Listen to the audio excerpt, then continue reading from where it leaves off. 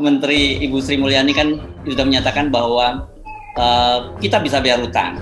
Jadi karena ini kritik terhadap utang-utang yang terus ditambah oleh pemerintah, tetapi syaratnya rakyat bayar pajaknya. Nah, kita lihat bahwa demokrasi kita turun, tapi kita mau dipajaki. Artinya kita tidak terlibat di dalam pembuatan kebijakan pemerintah, tapi kita mau dipajaki. Itu justru dulu yang jadi dasar kemerdekaan Amerika, karena slogan no taxation without representation. Itu artinya tanpa perwakilan kita tidak mau bayar pajak. Itu yang memicu perjuangan politik di Amerika.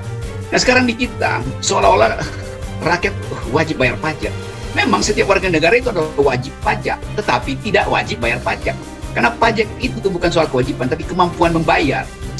Jadi kalau Sri Mulyani bilang hutang bisa kita bayar kalau kita bayar pajak, ya iya memang bisa. Tetapi pertanyaannya, saya terlibat nggak di dalam penghutangan itu?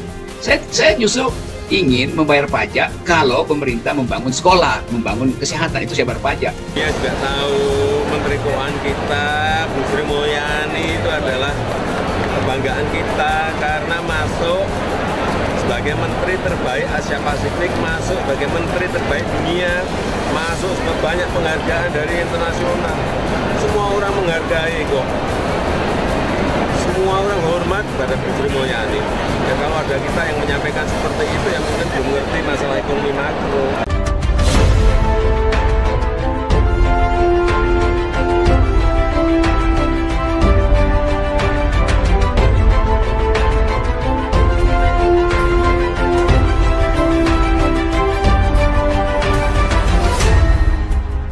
Tonton video ini sampai selesai agar Anda tidak gagal paham.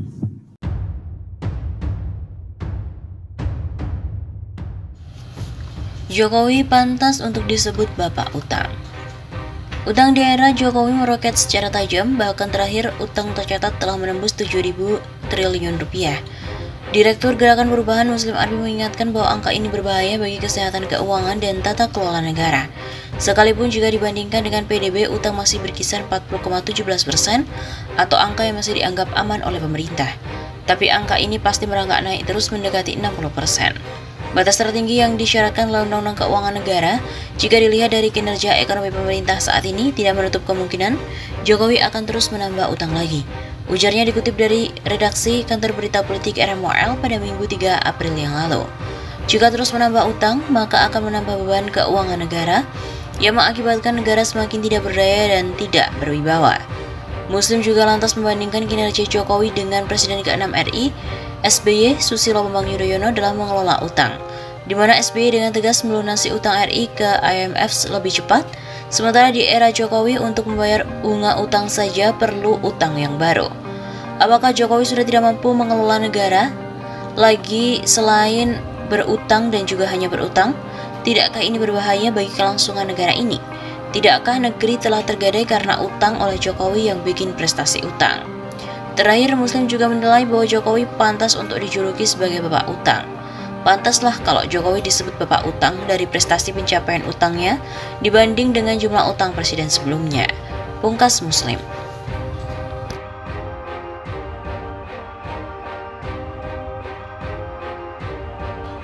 Isu utang saya di lantai itu utangnya sudah 2.700 triliun. Ya saya ngomong apa adanya. Bunganya setiap tahun 250 triliun. Kalau 4 tahun udah tambah 1.000. Supaya ngerti. Jangan dipikir saya utang segede itu, enak aja. Ngeri-ngeri, Jokowi telah sembunyikan utang ratusan triliun. Ekonom senior Indef, Profesor Didik Rahbini menyebut utang negara terus membengkak dan disembunyikan, baik oleh pemerintah maupun oleh DPR. Hal itu diungkapkan oleh Didik pada diskusi daring Pergerakan Indonesia Maju atau PIM dengan tajuk Outlook 2021, National Economy Outlook, yang dilansir dari Hops.id jaringan suara.com pada hari Jumat 15 Januari.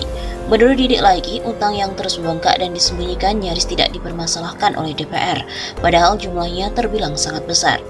Ini disembunyikan 921 triliun, tidak dibahas di DPR, tapi yang dibahas 446,3 triliun SBN, sedangkan 475,2 triliun untuk membayar jatuh tempo. Negara ini makin otoriter. Pada tahun 2021, tanpa persetujuan DPR tidak apa-apa, utang diteruskan sampai 1.530,8 triliun rupiah. Mengubah utang tidak ada woro-woro di DPR. Didik secara tak langsung mengaku kecewa dengan capaian Jokowi di bidang ekonomi.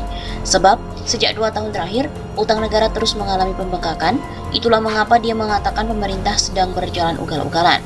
Pemerintah ugal-ugalan sejak tahun 2019, zaman Jokowi utang itu terus bertumpuk-tumpuk, tidak pernah dikendalikan. Berkaca pada kenyataan tersebut, Didik tak sungkan menyebut Jokowi sebagai raja utang. Bukan hanya itu, secara keseluruhan pemerintahan yang saat ini menjabat juga layak untuk disebut demikian. Jadi Jokowi ini raja utang. Pemerintahan Jokowi dengan data ini adalah raja utang. Parahnya, kata Didik, pemerintah seakan tak bisa berbuat banyak mengatasi permasalahan besar itu.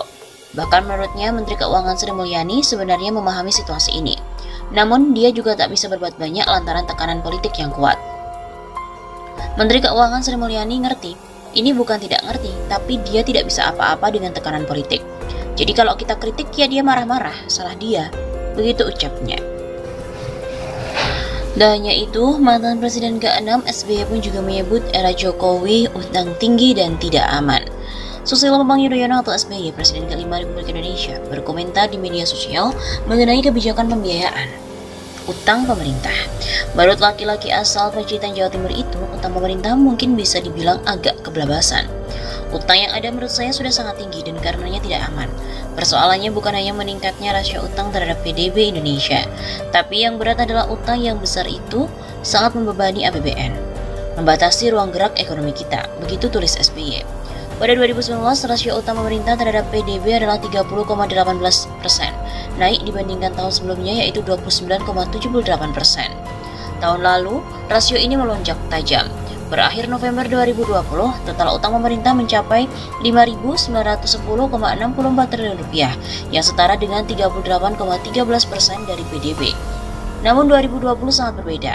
Pandemi virus corona membuat pemerintah harus menjadi juru selamat. Pemerintah harus hadir baik itu di aspek kesehatan maupun sosial ekonomi, karena dunia usaha dan rumah tangga terpukul luar biasa akibat pandemi. Kenaikan utang tidak hanya terjadi di Indonesia.